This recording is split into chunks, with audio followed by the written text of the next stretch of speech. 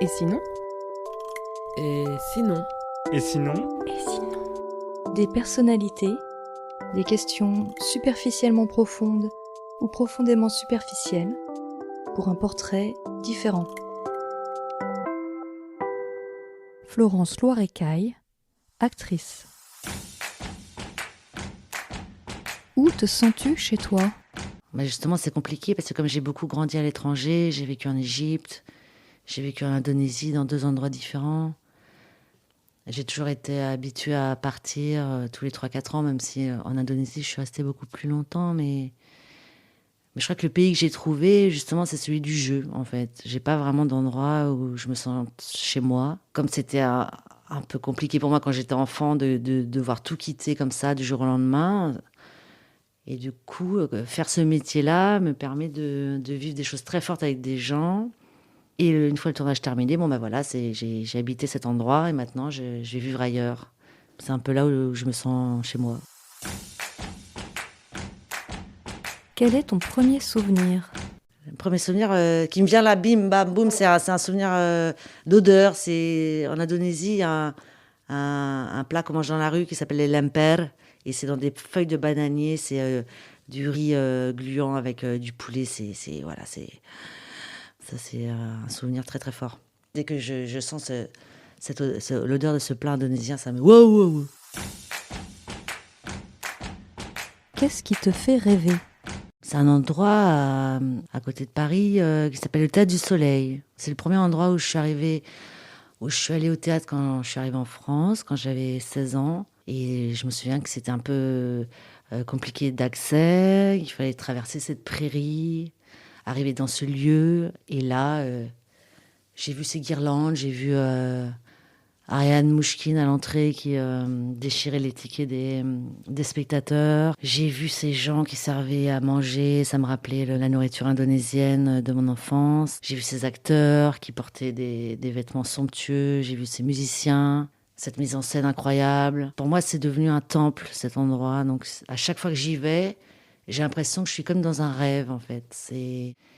J'y suis allée des dizaines de fois, mais à chaque fois, l'effet est le même, quoi. Je sais que je vais rentrer dans un autre espace-temps. Et bizarrement, cet endroit ne bouge pas depuis que j'y suis allée la première fois. Et c'est ça qui est beau aussi.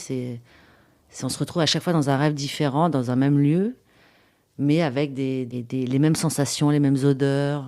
Ça me fait vraiment rêver. Qu'aimerais-tu savoir faire ? Plein de choses, la cuisine, avoir tout le temps du sang-froid, être médecin, chercheur, mathématicienne, savoir lire le solfège, jouer d'un instrument, défendre les gens, savoir faire pousser des salades, trouver les coins champignons comme mon père, il sait le faire, lire le grec, recommencer des versions de latin, voilà, il y a plein de choses. À quoi résistes-tu ? J'essaie de résister à mon petit niveau, quoi, voilà. Parfois, je manifeste, voilà.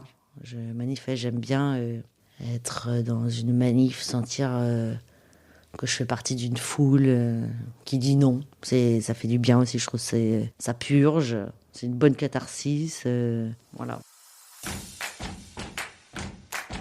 C'est quoi ton petit plaisir ? J'aime bien faire des photos et inventer des légendes, leur inventer des légendes, ça j'aime bien.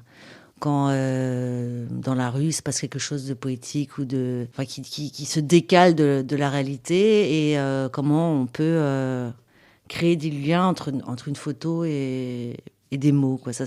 Quand j'arrive à créer ce petit effet-là, là, je suis contente. Ouais. Je me dis que j'ai fait quelque chose, quoi, de mes mains ou de ma tête, avec mon imagination. Et là, je me dis, ça me plaît, oui.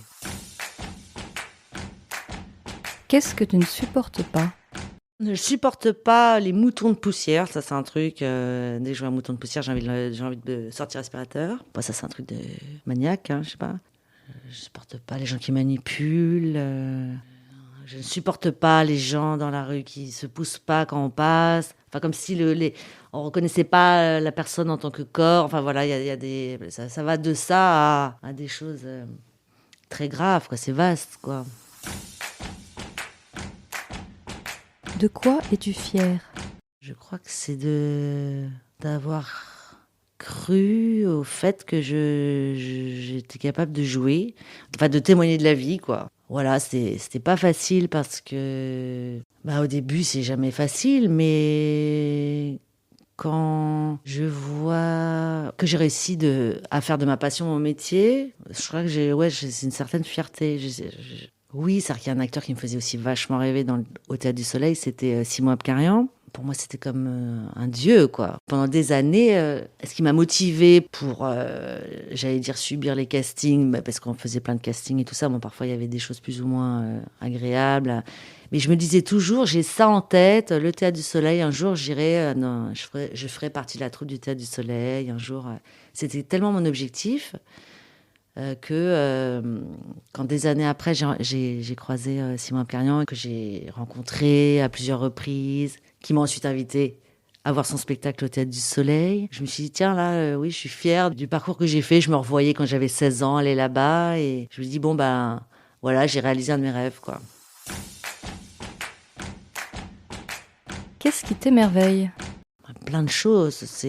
L'émerveillement, il peut venir n'importe quand, n'importe quel moment, avec n'importe qui. Je crois que c'est une espèce de disposition qu'on a par rapport au monde qui nous entoure.